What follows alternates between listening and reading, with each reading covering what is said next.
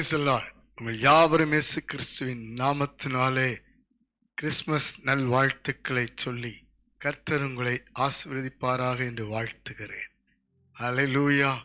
கர்த்தராக இயேசு நமக்காக 2000 வருடங்களுக்கு முன்பாக பிறந்த நற்செய்தியை இன்றும் நாம் பேசும் பொழுது கேட்கும் பொழுது கர்த்தர் நம்மை ஆசீர்வதிக்கிறார். இந்த நாளிலும் கூட உங்கள் வாழ்க்கையில் இயேசு பிறக்க வேண்டும், உங்கள் குடும்பத்தில் இயேசு பிறக்க வேண்டும், உங்கள் உள்ளத்தில் பிறக்க வேண்டும், உங்கள் வாழ்க்கையில பிறக்க வேண்டும். அப்பொழுதுதான் உண்மையான ஒரு கிறிஸ்மஸின் ஆசீர்வாதத்தை நாம் பார்க்க முடியும். இந்த வேளையில கூட தேவன் சொல்லுகிற ஒரு வார்த்தையை பார்த்து ஜெபிக்க போகிறோம். லூக்காவின் புஸ்தகம் 2ஆம் அதிகாரம் 10ஆம் வசனத்தை வாசித்து பாருங்கள். தேவ தூதுவன் அவர்களை நோக்கி, பயப்படாதிருங்கள், இதோ எல்லா ஜனத்துக்கும் மிகுந்த சந்தோஷத்தை உண்டாக்கும் நற்செய்தியை உங்களுக்கு அறிவிக்கிறேன். ஹல்லேலூயா.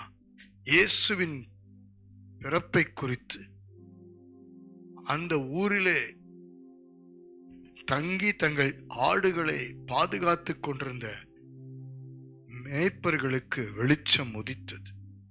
தேவன் தமது தூதுவனை அனுப்பின பொழுது அவர்கள் மிகவும் பயந்தார்கள். இன்றைக்கும் ஏதோ ஒரு சூழ்நிலையில நமக்குள் பயம் இருக்கலாம். ஆனால் தேவ தூதுவன் அவர்களை பார்த்து சொன்ன வார்த்தை பார். முதல் வார்த்தை, பயப்படாதிருங்கள். பிரியமானவர்களே, இயேசு பிறப்பினுடைய நற்செய்தி மெய்யான சந்தோஷம். அதிலே முதலாவது பயம் நிறைந்த வாழ்க்கையை மாற்றி பயப்படாதிருங்கள் என்று சொல்லி தைரியப்படுத்துகிறார். இந்த நாளில் உங்கள் வாழ்க்கையில் இருக்கிற பயத்தை தேவன் மாற்றுவார், போராட்டங்களை மாற்றுவார், துக்கங்களை மாற்றுவார். இன்றைக்கும் ஆண்டவர் உங்களுக்கு மெய்யான ஒரு சந்தோஷத்தை கொடுக்க விரும்புகிறார். இந்த கிறிஸ்துமஸ் உடைய உண்மையான காரியம், இயேசு பூமிக்கு பிறந்த உடனே மிகுந்த சந்தோஷம் என்ற ஒரு வார்த்தை வருகிறது. எனக்கு மெய்யான சந்தோஷம் என்றால் தேவனுடைய ரட்சிப்பை நாம் பார்க்க முடியும்.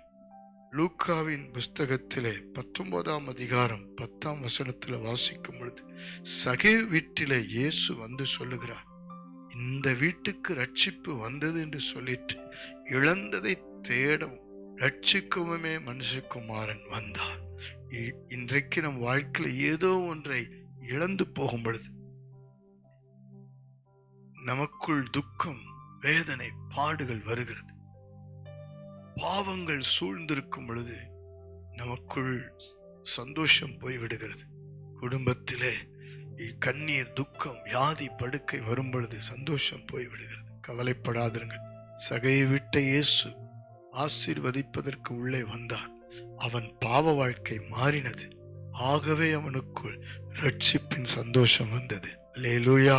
உங்கள் வீட்டிலும் இயேசு வருவார், உங்கள் உள்ளத்தில் இயேசு வருவார். நீங்கள் கேட்க வேண்டும், பாவ வாழ்க்கை மாற்றி குடும்பத்தில், வீட்டுக்குள் எந்த பாவங்கள், குற்றங்கள், குறைகள் இருந்தாலும் அதை மன்னித்து எங்களுக்கு ஒரு ரட்சிப்பின் சந்தோஷத்தை தாரும் என்று கேட்கும் பொழுது இயேசு நிச்சயம் தருவார். இழந்து போன சூழ்நிலை மாற்றுவார். ஹல்லேலூயா. யோவான் 16ஆம் அதிகாரம் 20வது வசனம் சொல்லுகிறது, உங்கள் துக்கம் சந்தோஷமாய் மாறும் என்று. பலவித துக்கத்திலே நீங்கள் காணப்பட்டிருக்கலாம். இந்த ஆண்டு முழுவதும் உங்களுடைய குடும்பத்திலே, உறவுகளிலே, வாழ்க்கையிலே, கணவன் மனைவிக்குள், பிள்ளைகளுக்குள், வேலை ஸ்தலங்களுக்குள், ஆவிக்குரிய வாழ்க்கையில இருந்தும் துக்கங்கள் உங்களை சூழ்ந்திருக்கலாம். கலங்காதிருங்கள். கர்த்தர் சந்தோஷமாய் மாற்றுவதற்குத்தான் உங்களை அவர் ஆசீர்வதிக்க இன்றைக்கு ஒரு மெய்யான சந்தோஷத்தை கொடுக்கிறார். பிரியமானவர்களே, கர்த்தருடைய வார்த்தை ஒருபோதும் மாறாது. ஆண்டவர் சொல்லுகிற உங்க துக்கம் சந்தோஷமாய் மாறும். ஆண்டவர் கல்வாரி சிலுவையில் எல்லா துக்கங்களை தன்மேல் ஏற்றுக்கொண்டார் என்று வேதம் சொல்லுகிறது. நீங்கள் ஆண்டவருக்கு உங்களை ஒப்பு கொடுங்கள், உங்கள் துக்கத்தை அவர் நிச்சயம் மாற்றி விடுவார். அல்லேலூயா. இந்த நாளில மெய்யான ஒரு அந்த தேவன் பிறந்த சந்தோஷம் அது ஒரு பெரிய துக்கத்தை மாற்றுகிற ஒரு சந்தோஷம். அது மாத்திரமல்ல, லூக்கா 15:23 புது வாழ்க்கையை கொடுத்து சந்தோஷப்படுத்துற ஒரு காரியத்தை பார்க்க முடியும். தன் தகப்பனை விட்டு இளைய குமாரன் பிரிந்து போனான். ஆனால் திரும்ப வந்து அதே மகன் என்ற ஸ்தானத்தில் அவனுக்கு புது வாழ்க்கை கிடைத்தது. சந்தோஷப்பட தொடங்கினார்கள் என்று வேதம் சொல்லுகிறது.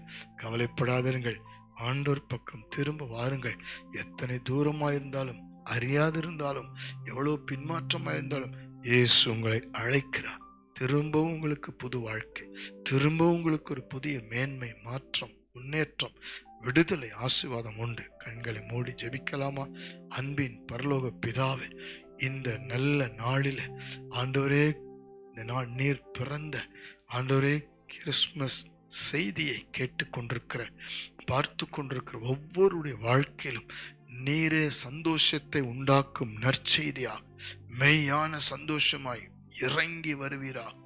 சகை வீட்டில் இறங்கி வந்தது போல, துக்கங்களை சந்தோஷமாய் மாற்றினது போல, திரும்ப புது வாழ்க்கையை கொடுத்து சந்தோஷத்தை கொண்டு வந்தது போல, ஒவ்வொருடைய வாழ்க்கையிலும் ஏற்பட்டிருக்கிற எல்லா பயத்தையும், பாரங்களையும், நெருக்கங்களையும், வேதனைகளையும், இந்த பண்டிகை காலத்திலும் துக்கமாய் இருக்கிறவர்களையும், வியாதி படுக்கையில் உள்ளவர்களையும் தேவன் விடுவித்து சுகமாக்கி சந்தோஷப்படுத்துகிறார்.